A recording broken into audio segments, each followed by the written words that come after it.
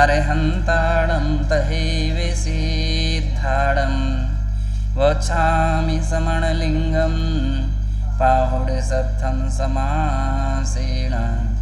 नमः श्रीमज्जिनेन्द्राय नमो विमलसिन्धवे नमो गुरुवरेण्याय नमः सन्मतिसिन्धवे। नत्वा श्रीकुन्दकुन्दार्यं जिनवाणी सरस्वती क्रियते स्वल्पबोधेन लिङ्गपाहुडवृत्तिका।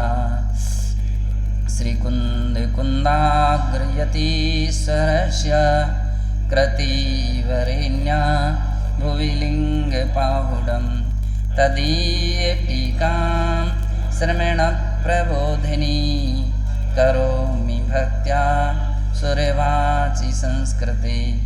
नमो वरिहन्ताडं नमो सिद्धाडं नमो आयर्याणं नमो वज्झायाणं नमो लोये सवसाहुणम्। जय बोलिए अनंतानंत सिद्ध परमेष्ठी भगवान की, देवाधिदेव श्री आदिनाथ भगवान की, परम पूज्य आचार्य श्री कुंद कुंद देव की, परम पूज्य वात्सल्य रत्नाकर गुरुदेव आचार्य श्री विमल सागर जी मुनि महाराज की, परम पूज्य तपस्वी सम्राट गुरुदेव आचार्य श्री सन्मति सागर जी मुनि महाराज की, अहिंसामय विश्व धर्म की। बैठ जाओ, ऊपर आ जाओ, बैठ जाओ। तो श्रमण प्रबोधिनी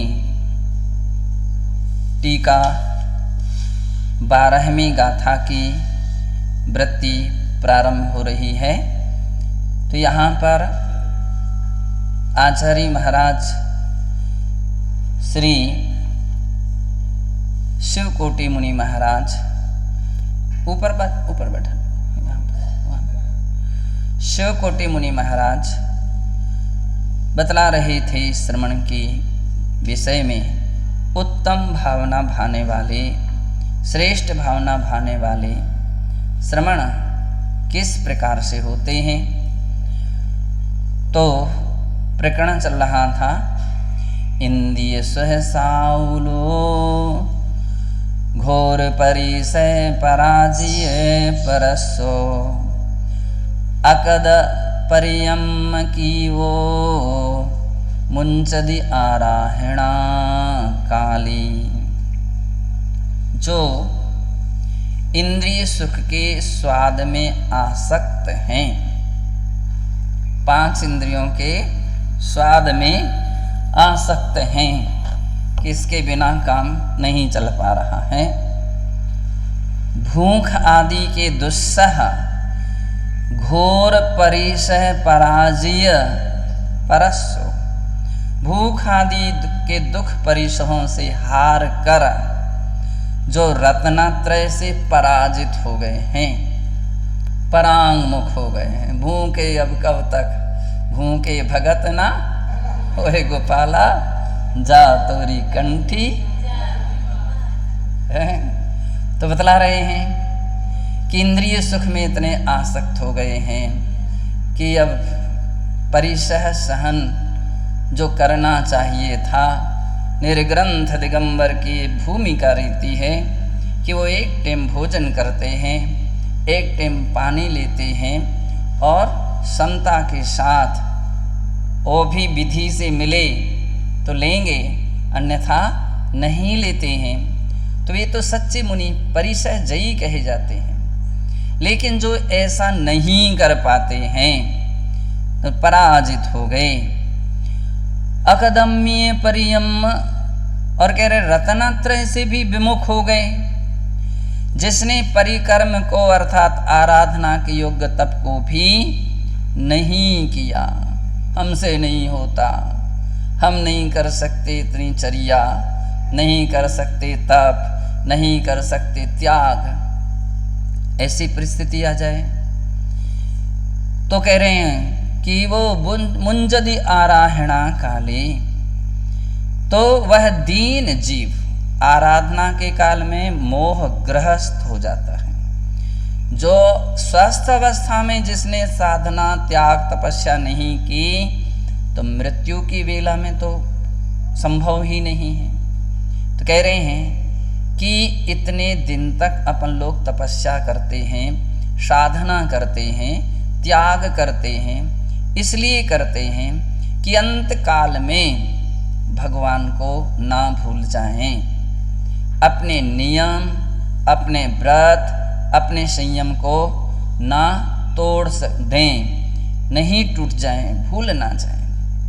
हैं, अपन ने जिंदगी भर तक पालन किया और अंत में छोड़ दिया तो कोई फायदा नहीं रहा। तो कह रहे हैं कि इतने समय तक पहले से क्यों अभ्यास बनाते हैं। आज अपन स्वस्थ हैं, आज अपने पास शक्ति है, ताकत है, तो अपन लोग आज स्वस्थ अवस्था में अधिक से अधिक उत्कृष्ट से उत्कृष्ट त्याग तपस्या कर लेते हैं। इसलिए कि अंतिम में कहीं ऐसा प्रसंग आ जाए तो अपन इस बात पर तो महसूस करें कि हमने पहले इतना त्याग किया था, इतनी तपस्या की थी, ऐसे संयम का पालन किया था, और अब मृत्यु बेला में क्या हम उसे छोड़ेंगे क्या?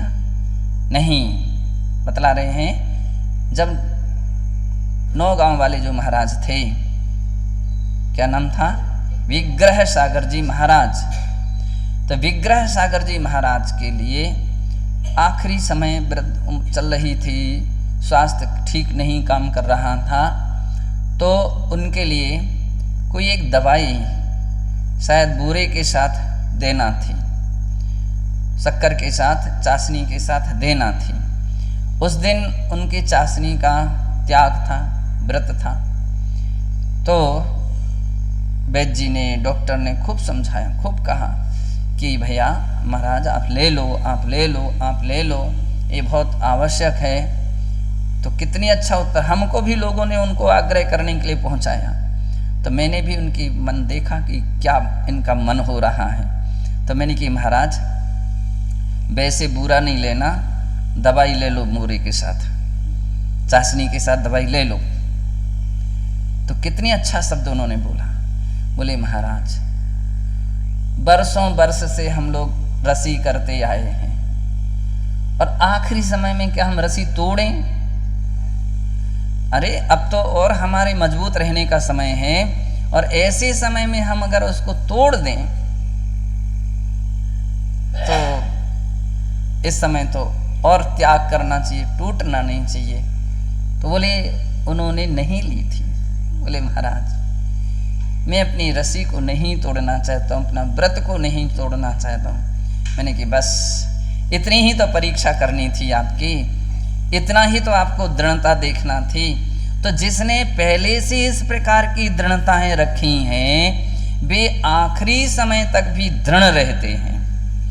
जिसने पहले से ही कमजोरियां रख ली, हमसे नहीं होता, हमसे ही नहीं हो सकता, हम बिना शक्कर के, हम बिना नमक के, हम बिना इसके, बिना उसके कैसे भोजन करें। तो जो पहले से अगर जिसने ऐसी कमजोरियां बना करके रखी हैं तो आखिरी समय में तो और ही शिथिल हो जाएगा। इसलिए साधकों के लिए चाहिए कि ऐसी बातों का पहले से चिंतन करना चाहिए, इन बातों का ध्यान करना चाहिए कि आज हम यदि इतना त्याग तपस्या नहीं करेंगे या अपने व्रत नियम संयम में मजबूत नहीं रहेंगे, इंद्रियों के इतने अधीन हो जाएंगे, तो आखिरी में क्या होगा?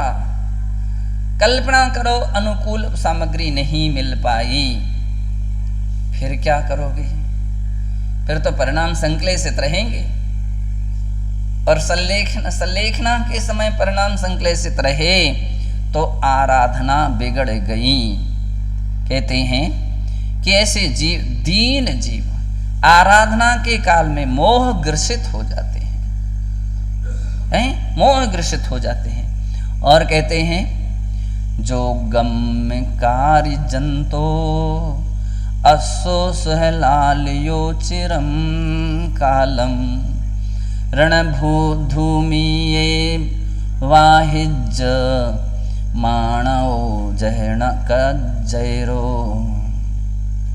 कह रहे हैं कि जैसे घोड़े का को शब्द शिक्षा नहीं दी गई है, मतलब जैसे जिस घोड़े को शिक्षा नहीं दी गई, घोड़े को भी सिखाया जाता है बहुत सारी बातें। ऐसे नहीं बैठा जाता सीधे ही बैठ गए पटक देगा वो।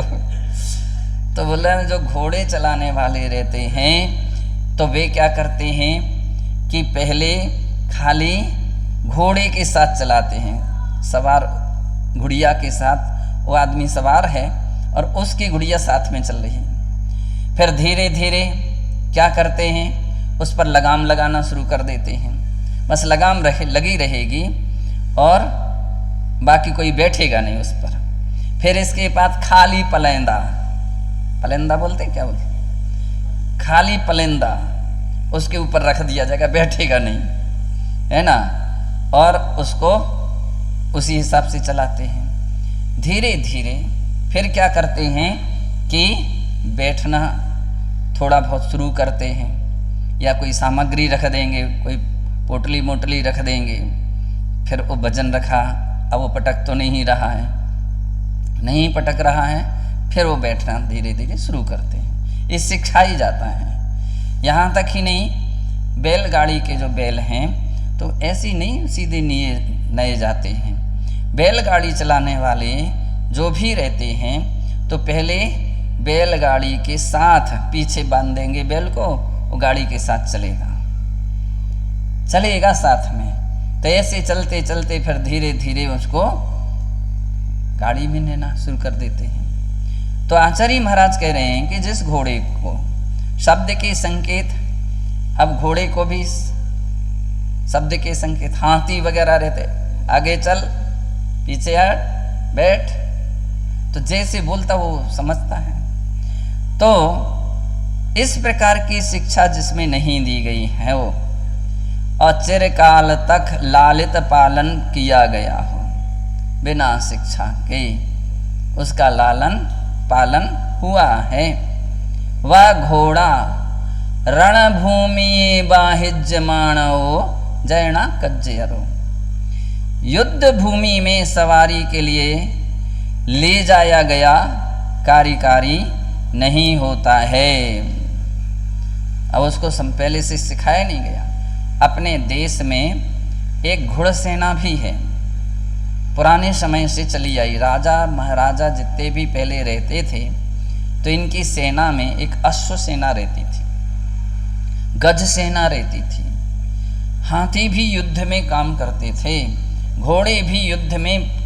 आप देख लीजिए महाराणा प्रताप सिंह, है ना, राणा प्रताप सिंह अथवा कहीं महारानी लक्ष्मीबाई, अब इनके घोड़े अवंती बाई, घोड़े ही सवार हैं और वे घोड़े इतने कुशल सिखाए जाते हैं। आज भी उनकी परेडें होती हैं, सेनाएं जो रहती हैं उनके यहाँ परेड होती है, क्रम से लेन से खड़े होंगे, दौड़ लगाएंगे, शत्रु सेना को तो जो सवार है उसके शब्दों को समझेंगे, वो उसको लिए संकेत करेगा तो आक्रमण करेंगे, और संकेत नहीं करेगा तो नहीं करेंगे। तो इस प्रकार के बहुत सारी बातें सिखाई जाती हैं। तो बेही घोड़े बेही हाथी युद्ध स्थल में संग्राम भूमि में काम आते हैं, अन्यथा अगर वे संग्राम भूमि में सीधा ला जा करके खड़ा कर दो, सुबह और लौट करके भागेंगे। चलते हुए जब तीर वगैरह जो देखेंगे से घबरा जाएंगे, भाग जाएंगे। बतलाते उनको सिखाया जाता है। उसी प्रकार से कह रहे हैं कि साधुओं की भी स्थिति भी समझो।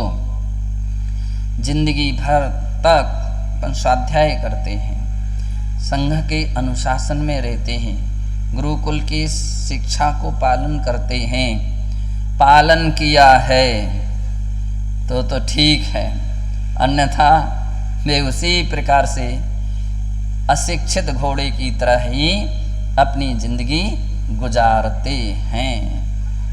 असंस्कार की तरह संस्कार ही नहीं उन्होंने अपना पाए और उस स्थिति में वे धर्म साधना में और प्रभावना में असफल हो जाते हैं। जो बतलाते हैं गुरुकुल में ही गुरु के कंट्रोल में नहीं रहा।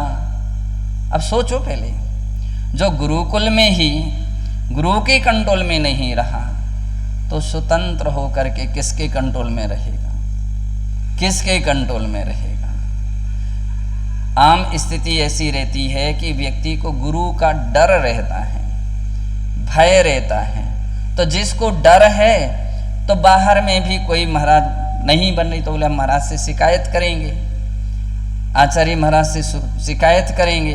बोलते नहीं, शिकायत नहीं करना, महाराज क्या सोचेंगे फिर हमारे विषय में, दृष्टि से ही गिर जाएंगे। और जो पहले ही से गिर गया है तो अब वो सामने वाला भी अब किससे बोलेगा, और बोलेगा भी तो उसका क्या असर पड़ेगा, क्या प्रभाव पड़ेगा। तो अशिक्षित असंस्कार घोड़े की तरह इस किस्म के साधु जन जो होते हैं तो होते हैं वे युद्ध भूमि का अर्थ है कर्मों की साधना क्षय करने की भूमि अथवा संलेखना समाधि की भूमि में असफल हो जाते हैं। और कहते हैं पुव्य मकार दजो समाहि कामो तहा मरण काले ना भवदि परिसह सहो विषय सुहे मुच्छिदो जीवो।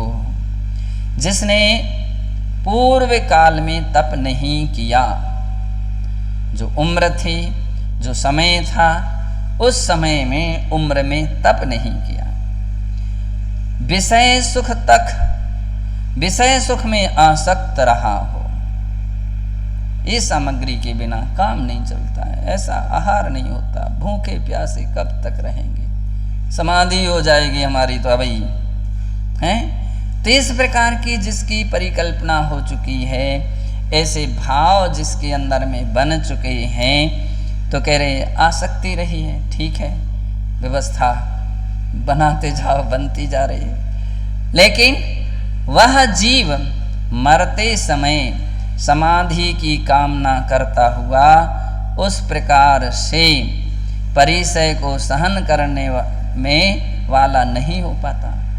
जैसी परिसय सहन करना चाहिए थी, समाधि में सफलता चाहिए थी, उत्तीर्णता चाहिए थी, वह उत्तीर्ण नहीं हो पाता है, सफल नहीं हो पाता है, अर्थात फेल हो जाता है, उसकी आराधना बिगड़ जाती है। तो आचार्य शिव कोटि महाराज ऐसी गाथाओं के द्वारा हमारे लिए सावधान करते हैं। और संलेखना समाधि कहना सरल है, लेकिन वास्तविकता में वह इतनी आसान नहीं है। तो सावधान करते हैं और विधि बतलाते हैं कि इस प्रकार की चर्या में ठोस और मजबूत रहना चाहिए। पहले से जिसने अभ्यास बनाया है वो अंत में तब बनाए रख सकता है। पहले से ही जो शिथिल हो गया है, पहले से ही जो कमजोर हो गया है, वो तो लास्ट में असफल ही रहेगा। और कहते हैं जो गमकारी जंतो असोद भाविदो चिरं कालम रणभूमि एवाहिज माणयो गुणदिजः कज्जम। जैसे योग शिक्षा को प्राप्त अश्व घोड़ा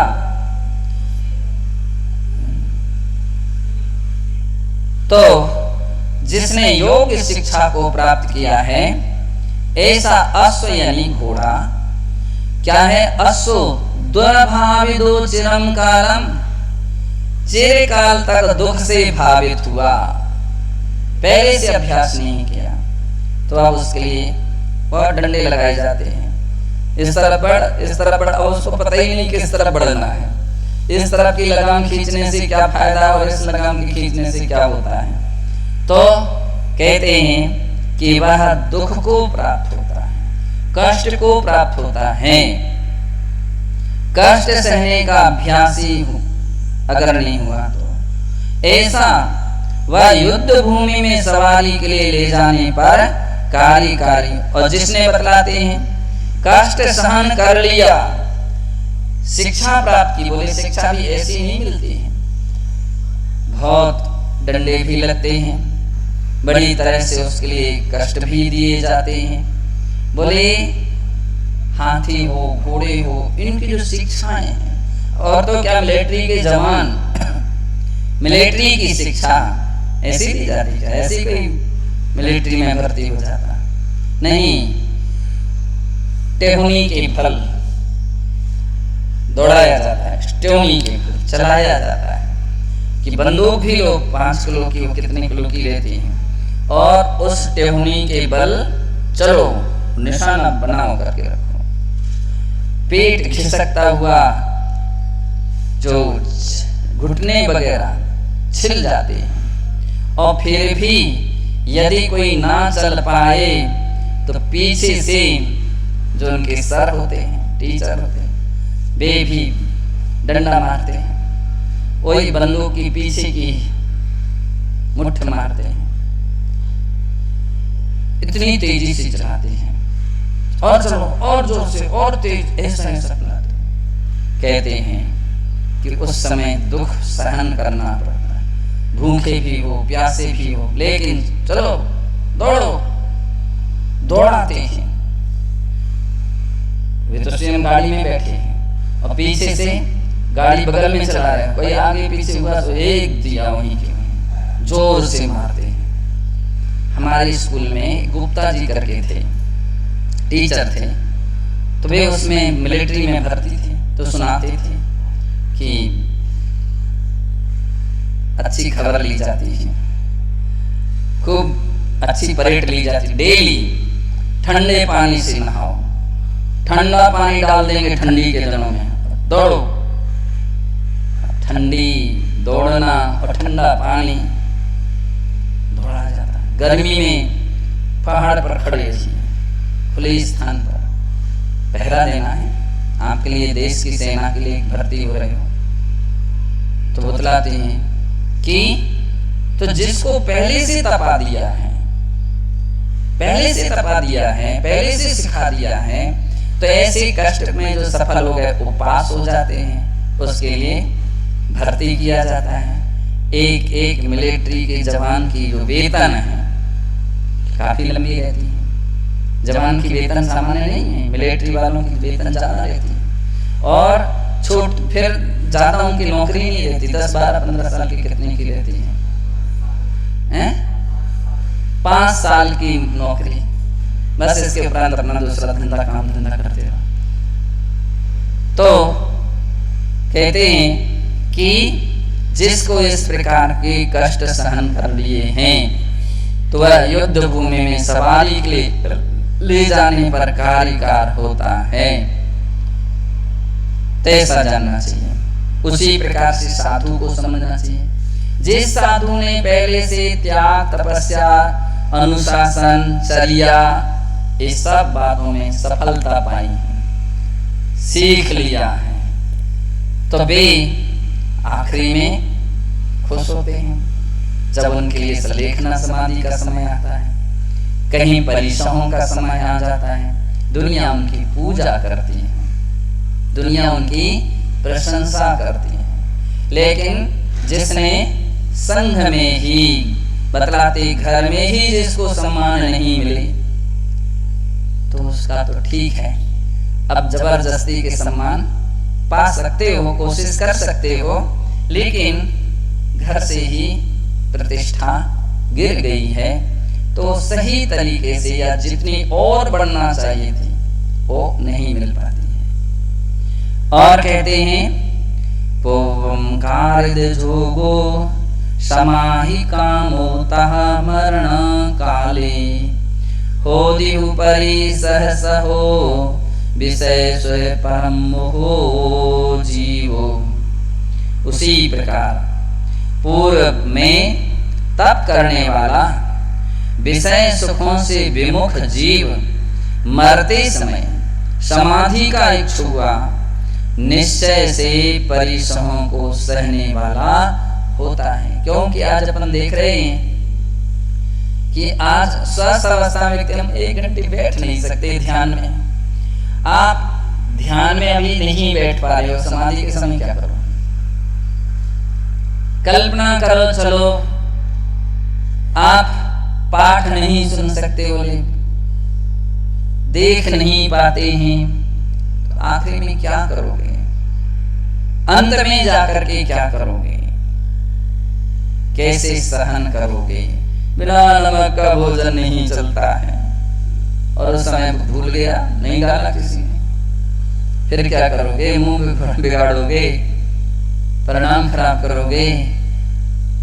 तो अभ्यास बनाना चाहिए हर साधकों को, हर किस्म का अभ्यास, और एक ऐसा अभ्यास बना करके रखना चाहिए कि किसी भी विकट स्थिति आएगी तो भी उसमें हम समता रखेंगे, सहनशीलता रखेंगे, तभी सफल हो जाते हैं।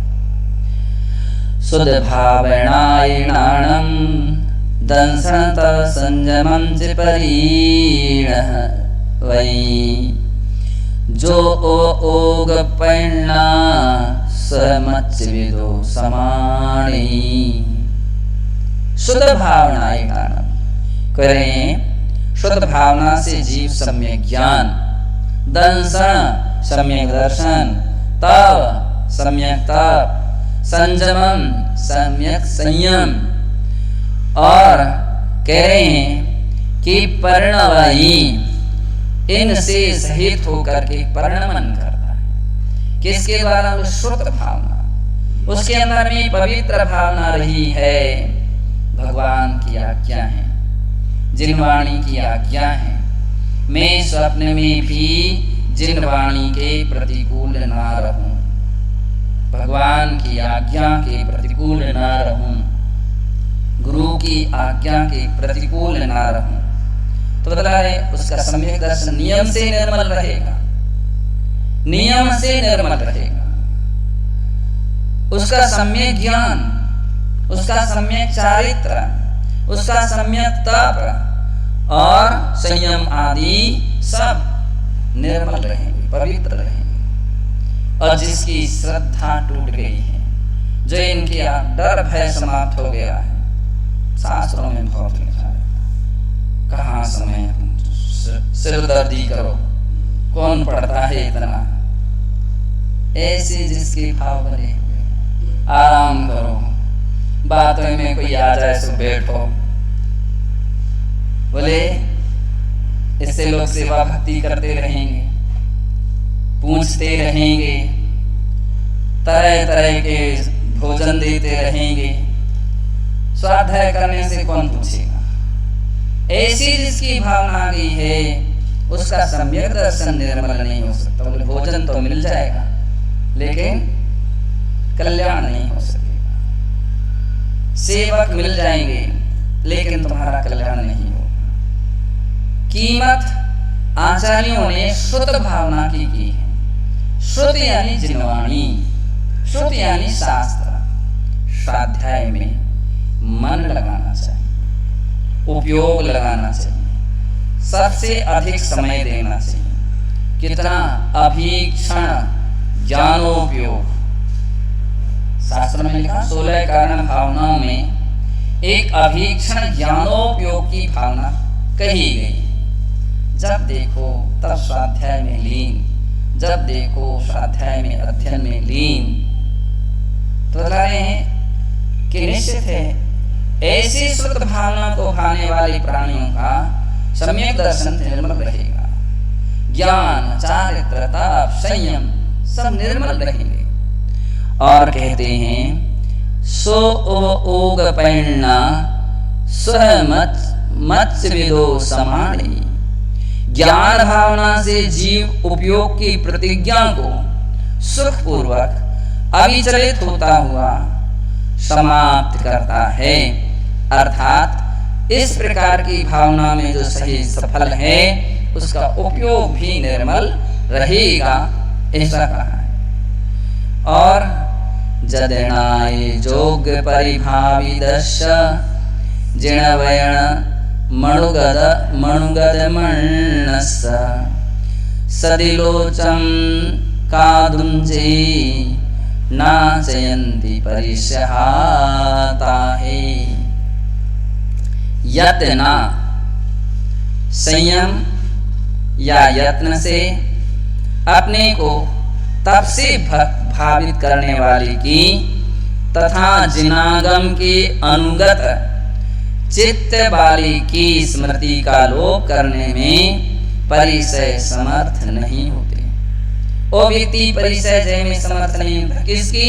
जिसने बतला रहे हैं कि अपने तप की भक्ति करने वाले की जनागम की अनुगत चित्त वाले जो तप में भक्ति के साथ यानी मन से तप कर रहे हैं, और जिसकी बतला रहे अनुगत चित्त वाले उनकी स्मृति का लोप नहीं होता है। स्मृति का लोप करने में परिसय समर्थ नहीं होता है। परिसय उसको विचलित करना चाहे तो भी विचलित नहीं कर सकता है। क्यों नहीं कर सकता है? क्योंकि उसने श्रुत की भावना भाई है, अध्ययन चिंतन मनन किया है, मंथन किया है। जिसने ऐसे पवित्र काम किए तो व्यक्ति अपनी साधना से कभी विचलित नहीं हो सकता। परिसय उसको विचलित भी करना चाहे तो भी नहीं कर सकते। देवी हिम्भीसिदो वियहु कायापराधो अभीमिरुवेहिं तो सत्य भावनाई बहि भरम निभवो शैलम। देवों के द्वारा प्रताड़ित किया गया भी अथवा भयंकर जीवों के द्वारा सताया गया भी साधु सत्व भावना प्राणियों की संसार में दुर्गति होती है, ऐसा चिंतन करने द्वारा वाले साधु दुख सहन करने में निडर होकर संयम के समस्त भार को वहन कर लेते हैं। कह रहे हैं कितनी बड़ी बात, देवता भी, कोई देव भी उसकी चर्या में परेशान करे, उपसर्ग करे, विघ्न डाले, बाधा खड़ी कर दे तो भी बेपरिसय जय धीर मुनि साधक मजबूत रहते हैं। तो देवता भी हाथ जोड़ लेते हैं। ऐसी हाथ नहीं जोड़ते हैं। कब हाथ जोड़ते हैं? बोले सफलता मिले, आप मजबूत दिखे, दृढ़ रहे तो देवता भी कहते हैं देवावितम णमंसन्ति जस्य धम्मे संयमो। जिसके मन में अहिंसा, संयम और तप रूपी धर्म रहता है, देवता भी उसके लिए सिर झुकाते हैं, नमस्कार करते हैं और अपना सौभाग्य मानते हैं कि मैंने ऐसे साधकों के इन आंखों से दर्शन किए हैं। सौभाग्य मानते हैं, प्रसन्न होते हैं। तो कह रहे हैं कि ऐसे प्राणी जो संयम के भार को वहन करते हैं उनके लिए देव भी पीड़ित नहीं कर पाता। बहुसो विजुद्ध भावनाय न भड़ो मुंचदीरणमी तत्सत्य भावनाई न मुंचदी मुनि उपसर्गे। अनेक प्रकार की भी युद्ध संबंधी भावना से जैसे योद्धा युद्ध में मोहित नहीं होता, वैसे ही मुनि भी सत्व भावना से उपसर्ग आने पर भी मोहित नहीं होता है। बतला रहे हैं अनेक प्रकार की भी युद्ध संबंधी भावना से जैसे योद्धा, एक तो योद्धा युद्ध भूमि में लड़ने जा रहा है और दूसरा अगर उसके मन में आ जाए कि मुझे कहीं चोट ना लग जाए, कहीं किसी की कोई क्या होगा, मेरा हाथ कट जाएगा, पैर कट जाएंगे, तो फिर मेरा क्या होगा, मेरा परिवार, मेरे कुटुंब, मेरे रिश्तेदार, उनका क्या होगा, मेरे बच्चों का क्या होगा। तो बोले मोह यदि योद्धा में आ जाए तो युद्ध नहीं कर सकता है, पीठ दे देगा, वहां से भागेगा। तो जो सम्यक योद्धा होते हैं, सच्चे योद्धा, सच्चे सैनिक होते हैं, तो बोले इन सब बातों का कोई चिंतन नहीं करते, कोई मन में विचार नहीं लाते हैं और मजबूत होकर के अपने कर्तव्य का पालन करते हैं। ठीक इसी प्रकार से साधुजन अपने शारीरिक मोह की परवाह नहीं करते। मेरे शरीर का क्या होगा, मैं इतनी तपस्या कर लूंगा तो सांवला पड़ जाऊंगा, मैं ऐसी धूप में बैठ जाऊंगा तो काला पड़ जाऊंगा, मैं ऐसा कर लूंगा तो मेरा गला खराब हो जाएगा, मेरे दांत खराब हो जाएंगे, तो फिर कैसे लोगों को चेहरा दिखाएंगे, कमजोर पड़ जाऊंगा। समझ लीजिए, वो प्राणी तपस्या में सफल नहीं हो सकता। जो शरीर की सुंदरता में लगा है, शरीर के श्रृंगार में लगा है, शरीर के पोषण में लगा है, वो तप नहीं कर सकता है। यहाँ आचार्य महाराज कहते हैं कि तो मोहित हो जाएगा, आखिरी में भी शरीर के प्रति मोह बना रहेगा। अपन देखते हैं कि गृहस्थ घर में आमतौर पर ज्यादा थोड़ा बहुत चलता फिरता है, बाकी स्कूटर, गाड़ी, घोड़े, रिक्शे यूज करने लगता है। अब जो बिल्कुल नहीं चल पाया है, बिल्कुल पैदल नहीं चल पाया, अब उसको कहीं पैदल चलने का प्रसंग आ जाए और मनोबल ना रहे, जिसका मनोबल भी अरे मेरे घुटने दर्द, मेरे कमर दर्द, मेरे, तो बतला रहे वो तपस्या नहीं कर सकता। जो बिना जूते चप्पल के 25-50 कदम ना चला हो और वो जूते चप्पल का आजीवन त्याग की बात कह दो तो उसके पैर में फोले आ जाएंगे और उसी में घबरा जाए, अरे फोले आ गए, अब तो हमने कान पकड़े, अब नहीं, घबरा जाए, सफल नहीं हो सकता। एक दो बाल खींचने में उसको तकलीफ हो रही है, उसी में सूसू करने लगा है? और सूसू के दो अर्थ हैं, एक तो आंसू बहाना और दूसरी, तो ऐसा कहीं 2-4 बालों में ही वो घबरा जाए तो पूरे सिर दाढ़ी के कैसे तो बतला रहे हैं कि ऐसा प्राणी उपसर्ग आदि के आने पर मोहित हो जाता है और अपनी चर्या से, अपनी साधना से विचलित हो जाता है। और कहते हैं खण्डोत्तावण बालण वीयण विच्छेण नावरोहतम चिंत्य दुह अधीहम मुज्जदिरो सत्य भाविदो दुखे। खोदना, जमीन को खोदना, जलाना, जोतना, रोपना, छेदना, रोपण आदि क्रियाओं से पृथ्वी कायिक बनकर भोगे गए कष्टों का चिंतन कर सत्व भावना युक्त मुनि दुख में अल्पकालीन दुख से मोहित नहीं होता।